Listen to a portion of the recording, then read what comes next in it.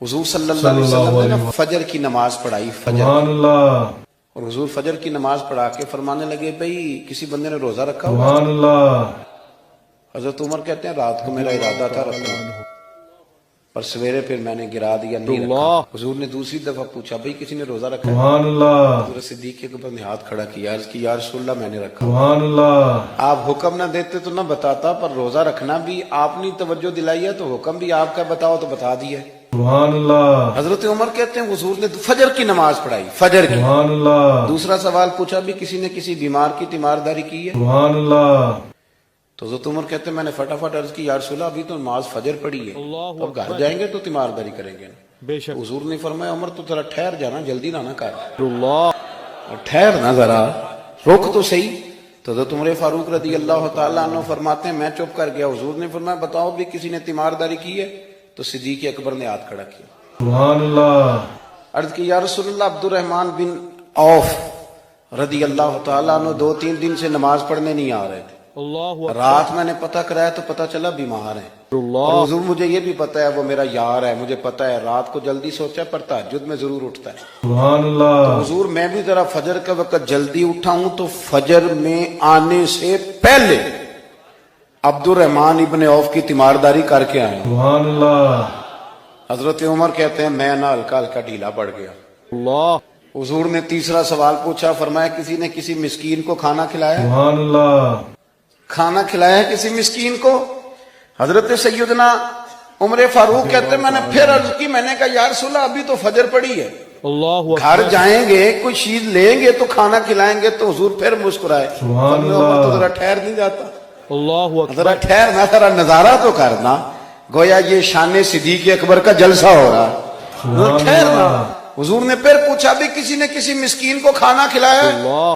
تو حضرت عمر کہتے ہیں لوگ سارے دائیں بائیں دیکھ رہے تھے اور میں چپ کے ابو بکر کو دیکھ رہا، کہ مجھے پتا تھا کہ بولنا اسی نہیں ہے، اور دل میرا کر رہا تھا کہ کہہ دوں دیو جناب جواب، دل میرا کر رہا تھا۔ وہ سمجھ گئے تھے کہ سونا راضی کن کاموں میں ہو، یہ نقطہ انہوں نے پا لیا تھا۔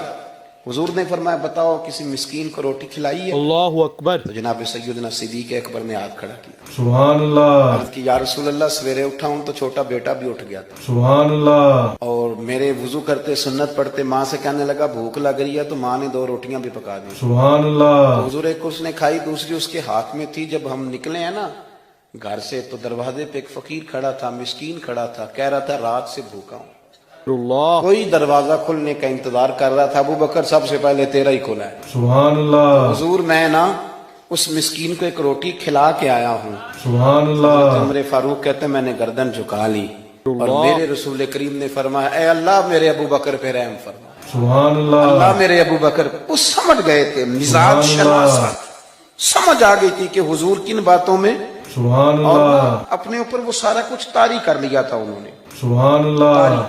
ان کی ادائیں بالکل ڈھل گئی تھی نبی پاک کی اداؤں، سبحان اللہ۔ 3 دن وہ غار ثور میں رہے تو ہمارے صوفیاء فرماتے ہیں کہ ان پر تجلیاں بھی پڑی محبوب کی معرفت کی، سبحان اللہ۔ جب مدینے آئے نا نبی کریم کو لے کے، سبحان اللہ، انہوں نے حضور کی زیارت کی تھی، کچھ نے نہیں کی تھی، تو کچھ آتے تو نبی پاک کی دستبوسی کر کے بیٹھ جاتے، سبحان اللہ۔ حضرت ابو بکر سے ہاتھ نہ ملاتے، اور کچھ صرف حضرت ابو بکر سے ہاتھ ملاتے، اللہ اکبر، اور حضور سے ہاتھ ہی نہ ملاتے۔ میری بات پہ توجہ ہے آپ حضرات کی؟ تو کچھ لوگوں کو نا شبہ ہونے لگا، استغفر اللہ، معاذ اللہ، سمجھنے لگے کہ شاید یہی اللہ کے رسول، معاذ اللہ۔ حضرت صدیق اکبر یہ کیوں شبہ ہوا؟ ہمارے محدثین فرماتے ہیں کہ ابو بکر صدیق بولتے بھی اس طرح تھے جو میرے نبی پاک کا طریقہ، سبحان اللہ، بیٹھتے بھی اس طرح تھے جو رسول پاک کا طریقہ، سبحان اللہ۔ انہوں نے امامہ باندھا ہوا تھا تو جو امامے کا پیچ حضور کا ڈھیلا رہ گیا تھا ان کا بھی ڈھیلا رہ گیا، سبحان اللہ۔ اس طرح اپنے آپ کو مزاج میں ڈھالا تھا، تو من شدی من تو شدم، سبحان اللہ، اس طرح ڈھالا تھا مزاج میں، اس طرح کے کوئی فرق ہی نہیں نظر آتا تھا۔ کہتے ہیں جب حضرت ابو بکر صدیق نے دیکھا نا کہ لوگوں کو تو شک ہو رہا ہے، کوئی میرے ساتھ ہاتھ ملا کے بیٹھ جاتے ہیں، تو حضرت صدیق اکبر نے کہا کوئی ایسا کام کرنا چاہیے کہ پتہ چلے آقا کون ہے غلام کون، سبحان اللہ۔ اٹھے، کندھوں پہ چادر تھی، سبحان اللہ، اتار کے نا تو حضور پہ سایہ کر دیا، سبحان اللہ۔ وہ پتہ چل گیا کہ سایہ کرنے والا کوئی غلام ہے، اور جس پر سایہ کیا جا رہا ہے وہ آقا ہے، سبحان اللہ۔ کیا خوبصورت نقطہ لکھا ہے مفسرین نے شارحین فرماتے ہیں تھوڑی دیر کے لیے، تھوڑی دیر کے لیے، تھوڑی دیر کے لیے حضرت ابوبکر صدیق نے حضور کے سر انور پر اپنی چادر کا سایہ کیا تھا۔